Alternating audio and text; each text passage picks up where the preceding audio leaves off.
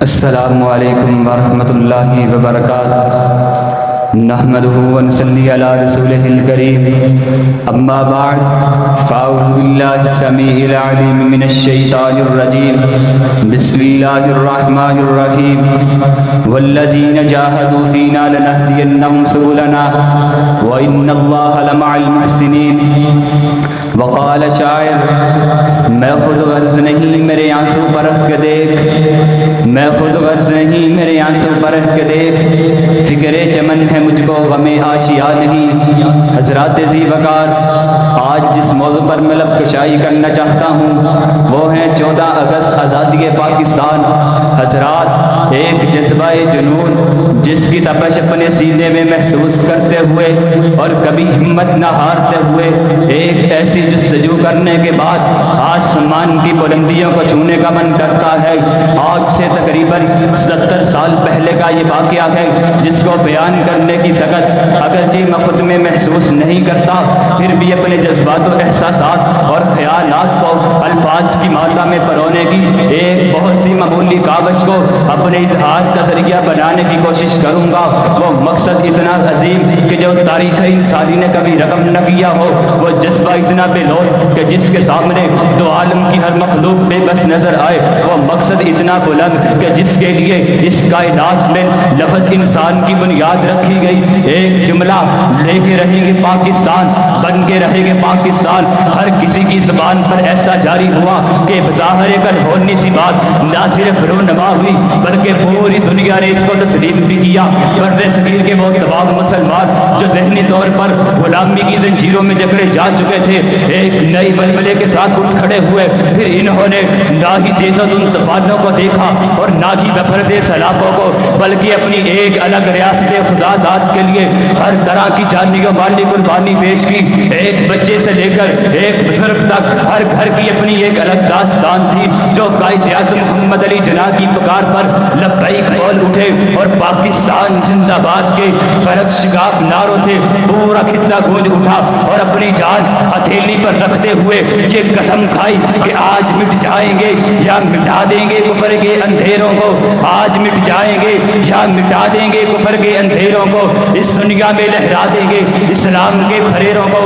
حضرات ذی وقار، 14 اگست 1947 یعنی یوم آزادی، جس کا مطلب وہی سمجھتا ہے جس نے پہلے کی تاریکی میں زندگی بسر کی ہو۔ کائنات کی ایک ایسی نعمت جس کے حصول کے لیے غیر معمولی تحریک چلی، یہ آزادی پاکستان کی تحریک ایک الگ قوم کی، ایک الگ وطن کے لیے جد و جہد ہی نہیں بلکہ اس میں اور بھی کئی رنگ شامل ہے کہ اتنی بڑی ہجرت دنیا کی تاریخ میں پہلے کبھی نہیں ہوئی، جب لاکھوں لوگ ایک ملک سے دوسرے ملک صرف اپنی آزادی کے لیے چل پڑے، جب لاکھوں لوگوں نے اپنے بسے ہوئے گھروں کو چھوڑا، نئے گھر بسانے چلے، جب انہوں نے اپنا کاروبار چھوڑا، اپنے رشتہ دار عزیز و اقارب اور دوستوں کو یا تو چھوڑا یا لفظ پاکستان سے قربان کر دیا۔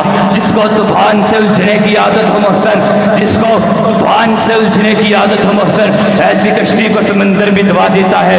جناب والا قائد اعظم محمد علی جناح کی پرعزم تقریر اور بلبلہ انگیز قیادت میں جب ایک ارادہ کر لیا تو صرف قدم بڑھائے، تبصرے نہیں کیے، صرف احترام کیا، تنقید نہیں کی۔ غلامی کی تاریخ رات بالآخر اپنے انجام کو پہنچی اور 14 اگست 1947 کو برِ صغیر کی سرزمین پر ایک الگ ریاست پاکستان کی بنیاد رکھی گئی۔ فضائے بدر پیدا کر فرشتے تیری نصرت کو، فضائے بدر پیدا کر فرشتے تیری نصرت کو اتر سکتے ہیں، گردوں سے کتار اندر کتار اب بھی۔ حضرات ذی وقار، آزادی کا سورج طلوع ہوا تو جیسے گلشن میں بہار آ گئی، پرندے چہک اٹھے، پھول مہک اٹھے، کشمیر سے کراچی تک ہر چہرہ بارونق ہو گیا، مسجدیں آباد ہو گئی۔ اس خطے میں تاریخ جس قوم کو اقلیت لکھتی تھی اس زندہ قوم نے اکثریت کا درجہ پا لیا۔ جناب والا، لیکن آج بدقسمتی کا عالم یہ ہے کہ آج میرے ملک پاکستان میں آج میرا آزاد ملک پاکستان اور ہر اس کا باسی اغیار کا غلام بن چکا ہے، لا قانونیت، ظلم و ستم اور طرح طرح کی مشکلات کا شکار ہو چکا ہے۔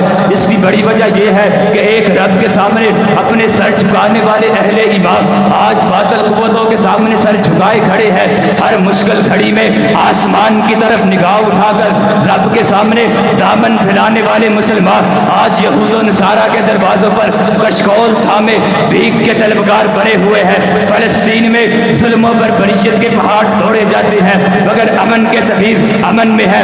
برما میں مسلمانوں کے قتل کا بازار گرم ہوتا ہے لیکن حقوق انسانی کے علمبردار سوئے ہوئے ہیں۔ فراس میں ناموس رسالت پر رقیق حملے کیے جاتے ہیں مگر ضمیر عالم پر مردنی چھائی ہوئی ہے۔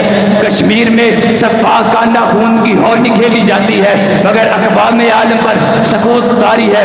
آج میرے ملک پاکستان میں پیسوں کے لیے عزتوں کا سودا کر دیا جاتا ہے۔ آج یہاں انصاف کرنے والا خود کسی کے حکم کا پابند نہیں ہوتا، بولنے والا اپنے الفاظ کا وارث نہیں ہوتا۔ آج تو یہاں ناکوں سے گزرتے ہوئے بھی اپنی حفاظت سے زیادہ لٹ جانے کا خطرہ ہوتا ہے۔ آج میرے ملک پاکستان میں ہسپتالوں میں پڑے ہوئے بے سہارا اور غربت کی چکی میں پسے ہوئے مریض ڈاکٹروں کے غلط رویوں کا شکار ہو کر جان کی بازی ہار بیٹھے ہیں۔ آج میرے ملک پاکستان میں مظلوم کو انصاف اس کی موت کے بعد ملتا ہے۔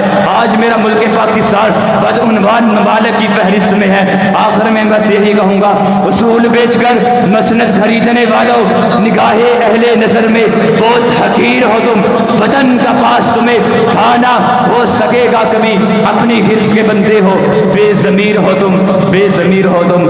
وما توفیقی الا باللہ۔ السلام علیکم ورحمۃ اللہ وبرکاتہ۔